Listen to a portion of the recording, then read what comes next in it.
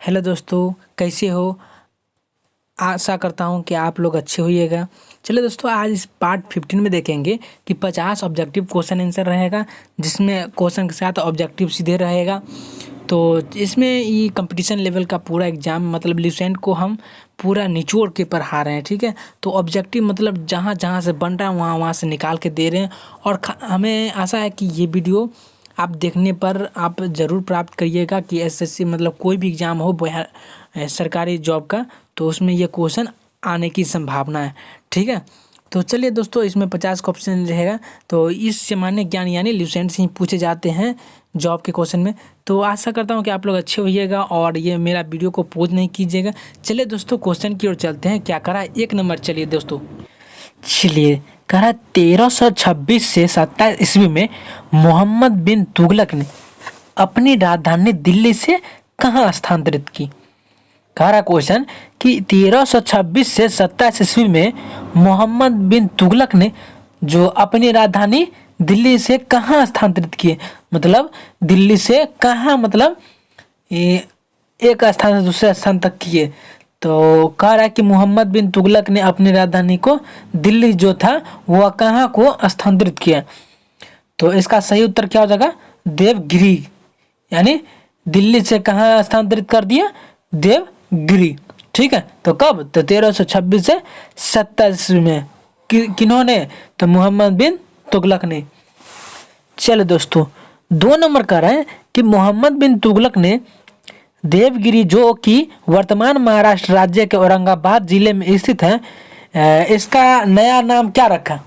तो इसका नया नाम क्या रखा दोस्तों, कि मोहम्मद बिन तुगलक ने जो देवगिरी जो कि वर्तमान यानी हाल ही फिलहाल में जो महाराष्ट्र राज्य के औरंगाबाद जिले में स्थित है, तो उनका नाम क्या रखा। तो इसका सही उत्तर क्या था दोस्तों, दौलताबाद। क्या रखा दोस्तों, दौलताबाद। चलिए दोस्तों, आगे के 3 नंबर क्वेश्चन देखते हैं। आज का 3 नंबर क्वेश्चन क्या कर रहा है देखते हैं। कि कह रहा है कि किस ईस्वी में, क्या कह रहा है दोस्तों, कि किस ईस्वी में मोहम्मद बिन तुगलक ने राजधानी को पुनः दिल्ली ही स्थानांतरित कर दिया। तो क्या हो जाएगा दोस्तों इसका आंसर, 1335 ईस्वी में। तो किस ईस्वी में मोहम्मद बिन तुगलक जी ने जो राजधानी स्थानांतरित किए थे वह पुनः स्थानांतरित कर दिए, पुनः वापस ले लिए। तो जहाँ स्थानांतरित किए थे, तो क्या कर रहा है क्वेश्चन, सुनिएगा अच्छे से समझिएगा भी। कि कह रहा है किस ईस्वी में, मतलब कि कितने ईस्वी में मोहम्मद बिन तुगलक जी ने राजधानी को पुनः दिल्ली को स्थानांतरित कर लिया। तो इसका सही उत्तर क्या हो जाएगा दोस्तों, 1335 ईस्वी में। ठीक है, चलो दोस्तों, 4 नंबर क्वेश्चन कह रहा है कि 20 मार्च 1351 ईस्वी में मोहम्मद बिन तुगलक की मृत्यु कहाँ हुई।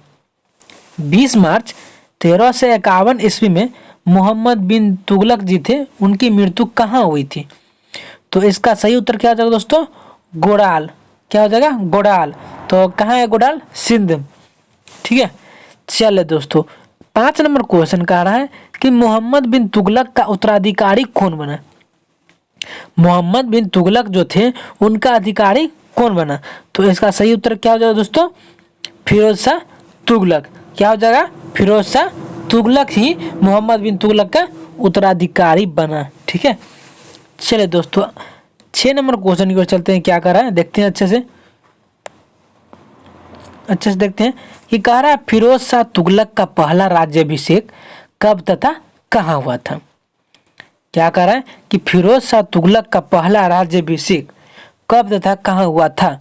तो इसका सही उत्तर क्या हो जाएगा दोस्तों, 20 मार्च 1351 ईस्वी में कहाँ हुआ था, तो थट्टा नगर स्थान पर। ठीक है, तो फिरोज शाह तुगलक का पहला राज्याभिषेक 20 मार्च 1351 ईस्वी में हुआ था। और कहाँ हुआ था, तो थट्टा के शहर में या गांव में, शहर में। ठीक है, चलो दोस्तों, 7 नंबर क्वेश्चन क्या करा देखिएगा अच्छे से। कि कह रहा है फिरोज शाह तुगलक का दूसरा राज्याभिषेक कब तथा कहाँ हुआ था। तो पहला हम देख लिए, और दूसरा में देखेंगे कि फिरोज शाह तुगलक का दूसरा राज्याभिषेक कब हुआ था, कहाँ हुआ, कब हुआ और कहाँ हुआ।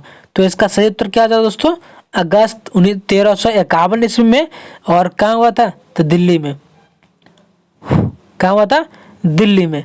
ठीक है, चलिए दोस्तों 8 नंबर क्वेश्चन देखते हैं। क्या करा है कि फिरोज शाह तुगलक के शासन काल में भू राजस्व यानी खराज कुल उपज का कितना भाग लिया था? तो इसका सही उत्तर क्या आ जाएगा दोस्तों? 1/5, मतलब 5 हिस्से में 1 हिस्सा लिए थे और 3 हिस्से में 1 हिस्सा। तो कह रहा है कि फिरोज शाह तुगलक के शासन काल में भू राजस्व यानी खराज कुल उपज का कितना भाग लिया था? तो 1/5 से 1/3 भाग लिया था। ठीक है, लिया जाता था। चले दोस्तों 9 नंबर क्वेश्चन देखते हैं क्या कर रहा है। ठीक है दोस्तों, अच्छे से देखिएगा कि कह रहा है कि फिरोज शाह तुगलक द्वारा बसाए गए 100 नगरों में उसे सर्वाधिक प्रिय कौन सा नगर था? मतलब जो फिरोज शाह तुगलक द्वारा जो बसाया गया था नगर, तो 100 नगर जिसमें बसाए थे, तो उसमें से फिरोज शाह तुगलक को कौन सा प्रिय लगा, मतलब सबसे अच्छा नगर लगा। और आगे क्वेश्चन कह रहा है इसी में कि यह किस नदी के किनारे स्थित है? जो फिरोज शाह तुगलक को जो अच्छा लगा था नगर, तो वो नगर किस नदी के किनारे था और कौन सा नगर मतलब प्रिय लगा था उनको, फिरोज शाह तुगलक जी को? तो फिरोज शाह तुगलक जी को जो 100 नगरों बसाए थे, तो उनमें से कौन सा नगर लगा था? तो फिरोजाबाद नगर, जो कहाँ है, किस नदी के किनारे? तो यमुना नदी के किनारे बसा है। ठीक है, चलिए दोस्तों इस 10 नंबर क्वेश्चन क्या कह रहा है? फिरोज शाह तुगलक ने कहाँ फिरोज शाह दुर्ग का निर्माण करवाया? तो इसका सही उत्तर क्या है दोस्तों? उत्तर यानी हो जाएगा कोटला, यानी दिल्ली में जो स्थित कोटला है वहाँ। ठीक है, तो फिरोज शाह तुगलक ने कहाँ फिरोज शाह दुर्ग का निर्माण किया? तो इसका सही उत्तर जाएगा कोटला। चलिए दोस्तों 11 नंबर क्वेश्चन देखते हैं कि फिरोज शाह तुगलक की आत्मकथा का नाम क्या है? फिरोज शाह तुगलक की आत्मकथा का नाम क्या है? तो इसका सही उत्तर क्या हो जाएगा दोस्तों? फतुहाते फिरोज शाही। फतुहाते फिरोज शाही। ठीक है, चलिए दोस्तों आगे कह रहा है, आगे देखते हैं क्वेश्चन 12 नंबर क्वेश्चन ये की ओर चलते हैं। क्या कह रहा है अच्छे से देखिएगा दोस्तों कि कह रहा है कि फिरोज शाह तुगलक की मृत्यु कब हुई? अब यहाँ पर जो है फिरोज शाह तुगलक की मृत्यु हो गई अब।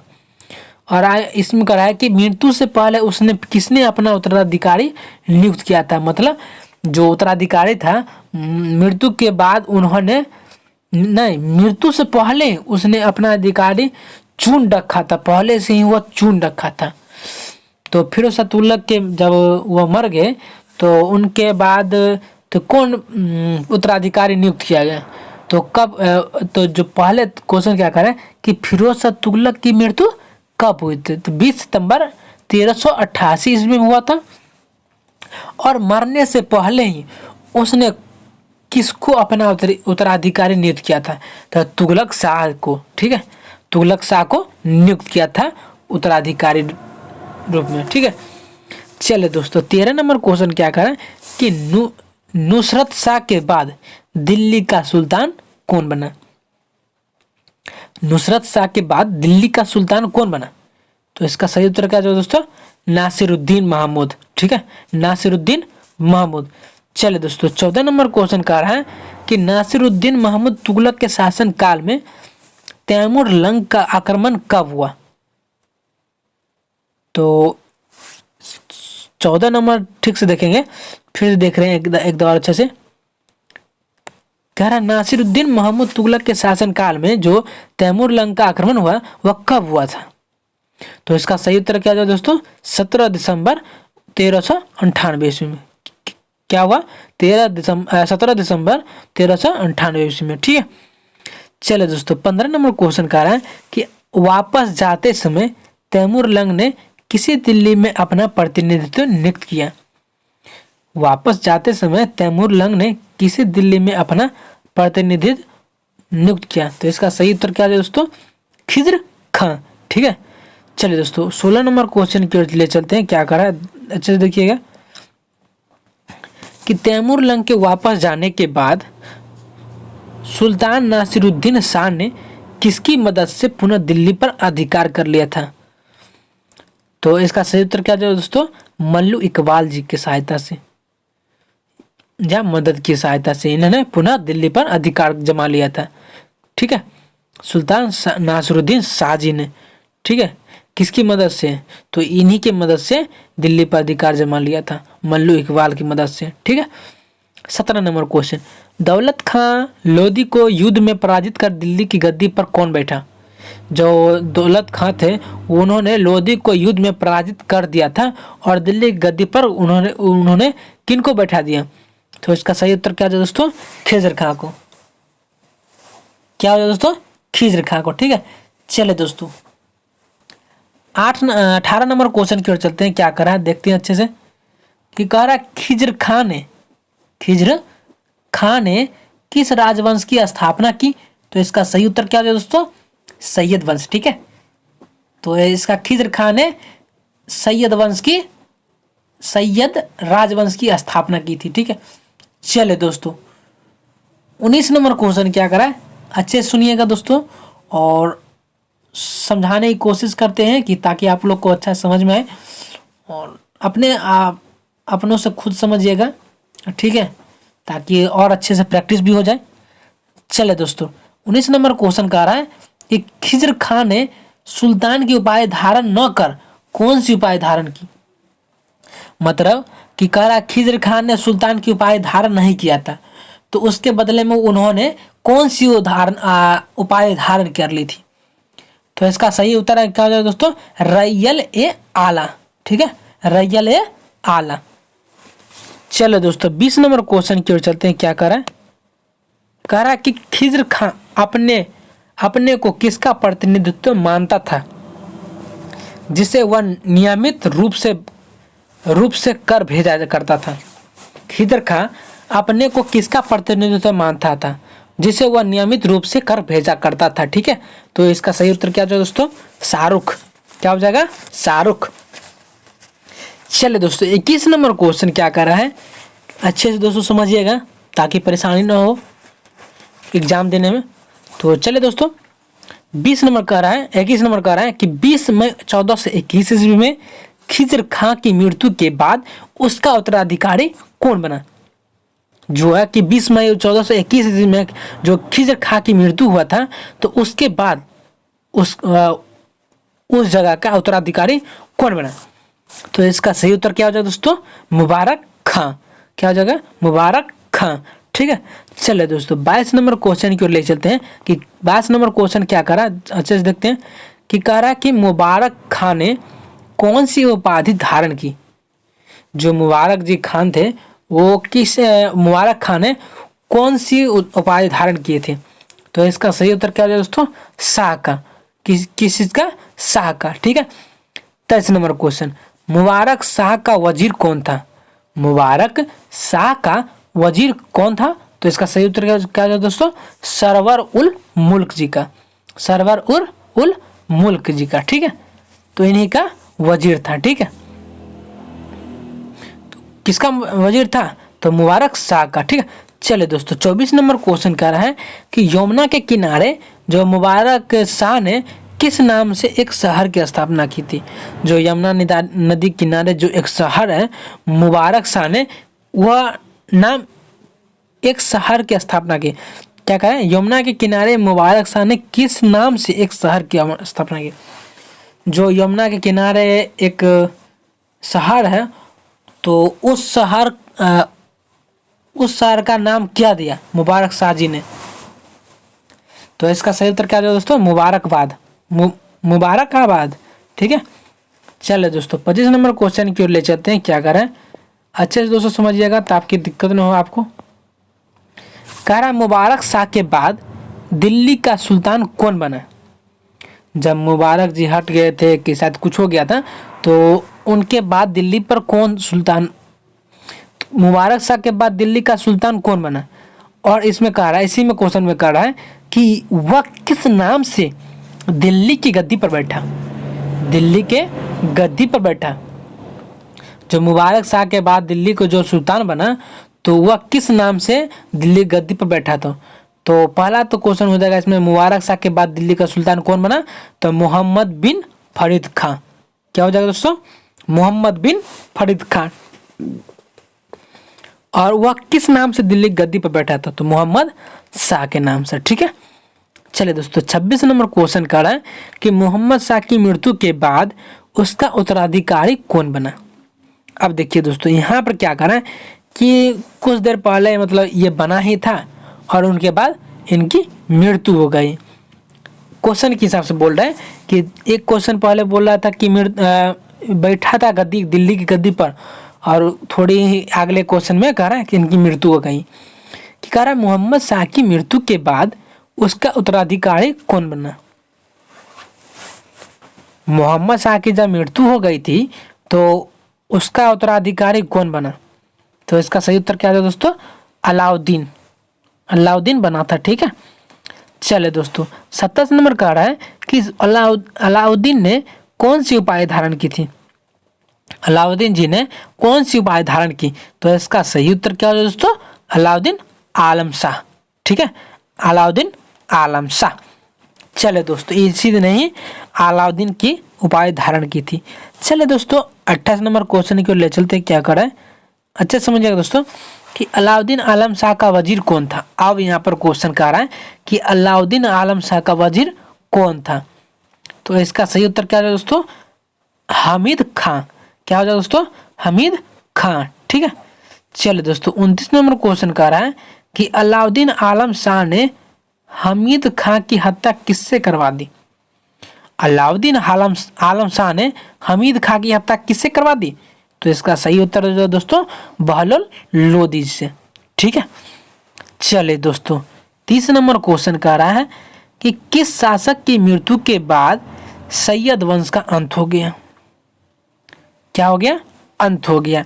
तो किस शासक की मृत्यु के बाद सैयद वंश की मृत्यु हो गई थी, तो इसका सही उत्तर क्या होगा दोस्तों, अलाउद्दीन आलम शाह के। ठीक है, चलिए दोस्तों 31 नंबर क्वेश्चन देखते हैं। चलिए दोस्तों 31 नंबर क्वेश्चन की ओर ले चलते हैं। आपको क्या करा है कि सैयद वंश के बाद दिल्ली सल्तनत पर किस वंश के शासन स्थापित हो गया। सैयद वंश के बाद दिल्ली सल्तनत पर किस वंश का शासन स्थापित हो गया, किस वंश का शासन स्थापित हो गया, तो इसका सही उत्तर क्या है दोस्तों, लोदी वंश। यहाँ वंश होता, तो सैयद वंश के बाद दिल्ली सल्तनत पर किस वंश का शासन स्थापित हो गया, तो इसका सही उत्तर क्या है दोस्तों, लोदी वंश। ठीक है, चले दोस्तों वहां पर होगा वंश, ठीक कर लीजिएगा दोस्तों, मिस्टेक हो गया था टाइपिंग करने में हमें। चले दोस्तों 32 नंबर क्वेश्चन कह रहा है कि बहलोल लोदी कब तथा किस उपाधि से दिल्ली की गद्दी पर बैठा। बहलोल लोदी जी ने कब तथा किस उपाधि से दिल्ली की गद्दी पर बैठा, तो इसका सही उत्तर क्या है दोस्तों, 19 अप्रैल 1451 ईस्वी में उन्होंने गद्दी पर बैठा था। और किस उपाधि से दिल्ली की गद्दी पर बैठा, तो बहलोल शाह गाजी की उपाधि। ठीक है, चलिए दोस्तों 33 नंबर क्वेश्चन की ओर ले चलते हैं। क्या कह रहा है आज का, कि देखते हैं 33 नंबर क्वेश्चन क्या कह रहा है कि किस राज्य को एक बार फिर दिल्ली सल्तनत में मिलाना ही बहलोल लोदी का सबसे महत्वपूर्ण सफलता थी। जो दिल्ली सल्तनत में मिलाना ही बहलोल लोदी का सबसे महत्वपूर्ण सफलता थी, तो कौन सा राज्य को मिलाना चाहते थी, तो कौन सा, तो हो जाएगा इसका आंसर जौनपुर। ठीक है, चलिए दोस्तों आगे की ओर क्वेश्चन चलते हैं। क्या कर रहा है 34 नंबर कि बहलोल लोदी द्वारा जौनपुर राय को दिल्ली सल्तनत में मिलाए जाने के समय वहां का शासक कौन था। जब वह दिल्ली में सल्तनत में मिला लिया तो वहां का शासक कौन था, तो इसका समय क्या सही उत्तर क्या है दोस्तों, हुसैन शाह। ठीक है, चलिए दोस्तों यानी कह रहा था कि बहलोल लोदी द्वारा जौनपुर राज्य को दिल्ली सल्तनत में मिलाए जाने के समय वहां का शासक कौन था। जब वह दिल्ली में सल्तनत में मिला रहा था तो उस समय वहां का दिल्ली का शासक कौन था, तो इसका सही उत्तर क्या होगा, हुसैन शाह। चलिए दोस्तों 35 नंबर क्वेश्चन देखते हैं आगे क्या कर रहा है। दोस्तों अच्छे से समझिएगा। अगर आपको कोई दिक्कत हो, चाहे आपको कोई तकलीफ हो कि न समझ में आए, तो आप ज़रूर कमेंट में बताइएगा। तो आज इसके डिस्टर्ब में हम चलिए दोस्तों उतना नंबर नहीं दे सकते हैं, होगा तो कभी देंगे। तो चलिए दोस्तों आज इस क्वेश्चन में देखते हैं, 35 नंबर क्वेश्चन देखते हैं। अगर आपको अच्छे समझ में आता होगा तो प्लीज़ दोस्तों कमेंट में ज़रूर बताइएगा कि हाँ भैया समझ में अच्छे से आ रहा है। तो हम बना तो अच्छे से चलिए दोस्तों देरी न करके आगे की ओर क्वेश्चन चलते हैं। 35 नंबर बोल रहा है कि बहलोल लोदी का पुत्र जो उसका उत्तराधिकारी हुआ, तो बहलोल लोदी का पुत्र जो उसका अधिकारी हुआ तो उस पुत्र का नाम क्या था? तो इस पुत्र का नाम हो जाएगा निजाम खां। बहलोल लोदी का पुत्र जो था वह उसका उत्तराधिकारी हुआ था, किसका? तो निजाम खां का। जो निजाम खां का उत्तराधिकारी हुआ बहलोल लोदी का पुत्र। ठीक है। 36 नंबर क्वेश्चन कह रहा निजाम खां कब तथा किस उपाधि से दिल्ली की गद्दी पर बैठा? निजाम खां कब तथा किस उपाधि से दिल्ली की गद्दी पर बैठा? तो इसका सही उत्तर क्या है दोस्तों? 17 जुलाई 1498 ईस्वी में। तो ईस्वी में बैठे थे निजाम खां। कब दिल्ली की गद्दी पर बैठा था? तो 17 जुलाई 1498 ईस्वी में। और इसी में कह रहा है क्वेश्चन कि निजाम खां ने किस उपाधि से दिल्ली की गद्दी पर बैठा था? सुल्तान सिकंदर शाह की उपाधि से दिल्ली की गद्दी पर बैठा। चलिए दोस्तों 37 नंबर क्वेश्चन कह रहा है कि सिकंदर लोदी ने अपनी राजधानी दिल्ली से कहाँ स्थानांतरित किया? तो इसका सही उत्तर क्या है दोस्तों? आगरा। सिकंदर लोदी ने अपनी राजधानी दिल्ली से आगरा स्थानांतरित किया। ठीक है। चलिए दोस्तों 38 नंबर क्वेश्चन ले चलते हैं। क्या करा है अच्छे दोस्तों समझते चलिएगा कि कह रहा है सिकंदर लोदी ने संगीत के किस ग्रंथ की रचना की थी? सिकंदर लोदी ने संगीत के किस ग्रंथ की रचना की थी? तो इसका सही उत्तर क्या होगा दोस्तों? लज्जत ए सिकंदर शाह। ठीक है दोस्तों। तो क्या कर रहा था क्वेश्चन कि सिकंदर लोदी ने संगीत के किस ग्रंथ की रचना की थी? तो इसका सही उत्तर लज्जत ए सिकंदर शाह। ठीक है। चलो दोस्तों 39 नंबर क्वेश्चन क्या करा है कि सिकंदर लोदी का पुत्र जो कि उसकी मृत्यु के बाद उसका उत्तराधिकारी बना, तो इसका सही उत्तर क्या है दोस्तों? इब्राहिम लोदी। यानी सिकंदर लोदी का जो पुत्र था तो इब्राहिम लोदी, तो उनके पिता को मरने के बाद उन्होंने खुद अपना उत्तराधिकारी बना। ठीक है। तो सिकंदर लोदी का पुत्र जो उसकी मृत्यु के बाद उसका अधिकारी यानी राजगद्दी को संभाले।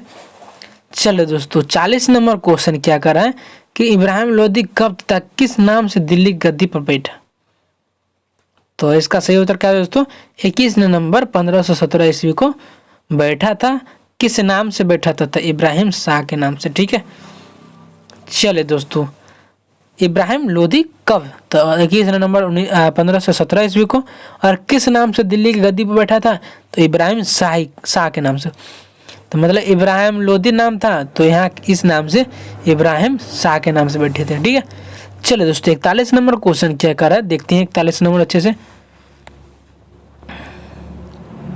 कि पानीपत का प्रथम युद्ध कब तथा किसके साथ हुआ जिसमें इब्राहिम लोदी मार डाला गया?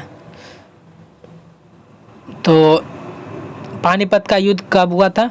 प्रथम युद्ध 21 अप्रैल 1526 ईस्वी में हुआ था। और किसके साथ हुआ था जिसमें इब्राहिम लोदी मार डाला गया? मतलब इब्राहिम लोदी मर गया था। तो बाबर का युद्ध, मतलब बाबर के साथ हुआ था इब्राहिम लोदी के साथ। बाबर और इब्राहिम लोदी के साथ हुआ था जिसमें इब्राहिम लोदी मारा गया था। ठीक है। चले दोस्तों 42 नंबर क्वेश्चन कह रहा है कि सल्तनत कालीन मंत्रिपरिषद में सरप्रमुख कौन होता है? सल्तनत कालीन में मंत्रिपरिषद में सरप्रमुख कौन होता है? तो इसका सही उत्तर क्या होगा दोस्तों? वजीर। क्या हो जाएगा? वजीर। 43 नंबर क्वेश्चन, सल्तनत काल में वजीर के कार्यकालों को क्या कहा जाता है? सल्तनत काल में वजीर के कार्यालय को क्या कहा जाता है? तो इसका सही उत्तर क्या है दोस्तों? दीवाने विजारत, दीवाने विजारत, ठीक है। यानी सल्तनत काल में वजीर के कार्यालय को दीवाने विजारत कहा जाता है, ठीक है। चलिए दोस्तों 44 नंबर क्वेश्चन की ओर ले चलते, क्या करें अच्छे समझिएगा दोस्तों, समझते चलिएगा कि कह रहा है 44 नंबर में कि सल्तनत काल में वजीर मुख्यतः किस भाग का प्रधान होता है? वजीर मुख्यतः किस भाग का प्रधान होता है? तो इसका सही उत्तर जो है राजस्व विभाग का। क्या जगह? राजस्व विभाग का। चले दोस्तों 45 नंबर क्वेश्चन चलते हैं, क्या करें कि सल्तनत काल में राजकीय आय व्यय का लेखा जोखा रखने वाला मंत्री को क्या कहते हैं? मतलब राजकीय आय में जो है वह आय एवं व्यय को या लेखा जोखा रखने वाले मंत्री को क्या कहते हैं? सही, इसका सही उत्तर क्या है दोस्तों? मुशरिफ मुमालिक, मुशरिफ मुबालिक। चलिए दोस्तों 46 नंबर क्वेश्चन कह रहा है कि दिल्ली के किस सुल्तान ने सबसे पहले इक्ताओं को सिक्कों यानी जिलों में विभाजित किया था? तो चलिए दोस्तों 46 नंबर अच्छे से और समझते हैं कि कह रहा है कि दिल्ली में किस सुल्तान ने सबसे पहले इक्ताओं की सिक्कों यानी जिलों में विभाजित किया? तो दिल्ली के ऐसा कौन सा सुल्तान था जिसने सबसे पहले इक्ताओं को सिक्कों यानी जिलों में विभाजित किया था? तो बलबन, दिल्ली के बलबन सुल्तान ने सबसे पहले इक्ताओं को सिक्कों में विभाजित किया था। चलिए दोस्तों 47 नंबर क्वेश्चन कह रहा है कि सल्तनत काल में प्रशासन की सबसे छोटी इकाई क्या थी? सल्तनत काल में प्रशासन की सबसे छोटी इकाई क्या थी? तो इसका सही उत्तर है दोस्तों ग्राम, ठीक है। ग्राम ही सबसे छोटी इकाई थी सल्तनत काल में।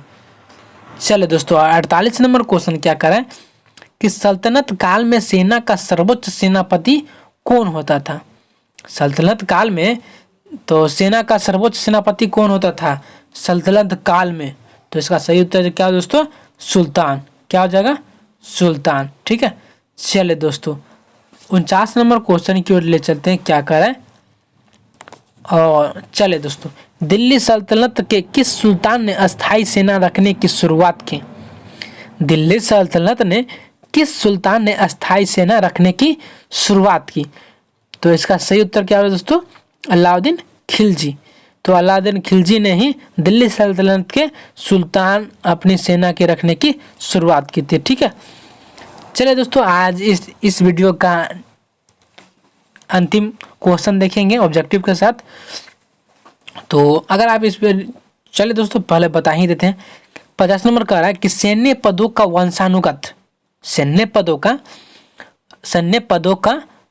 वंशानुगत बनाने वाला दिल्ली का सुल्तान कौन था?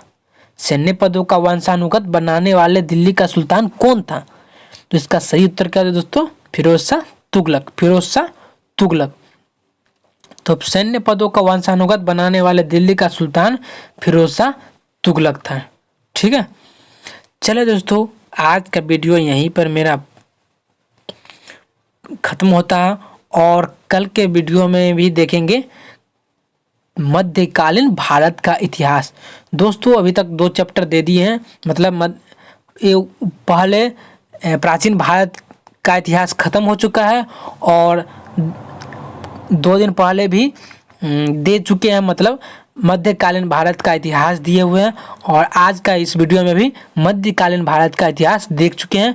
तो फिर भी कल भी देखेंगे, तो मध्यकालीन भारत का इतिहास देखेंगे, अभी चलेगा। तो देखते हैं दोस्तों आप लोग का मेहनत कामयाब होता है कि नहीं। तो चलिए दोस्तों आज का वीडियो यहीं पर समाप्त होता है और कल फिर मिलते हैं इस वीडियो के साथ और नेक्स्ट क्वेश्चन के साथ। तो चलिए दोस्तों आज का वीडियो यहाँ पर समाप्त होता है। तो अगर आप इस चैनल पर नए हो तो प्लीज़ दोस्तों सब्सक्राइब जरूर कर दीजिएगा और फिर कल नेक्स्ट वीडियो देख लीजिएगा। अगर सब्सक्राइब किए हैं तो कल वीडियो देख लीजिएगा, नहीं किए तो दोस्तों आपसे आग्रह है कि कर लीजिए। तो चलिए दोस्तों आज का वीडियो यहाँ पर समाप्त करते हैं, देरी न करके। चलिए दोस्तों आज यहीं पर समाप्त होता है। जय हिंद, जय भारत।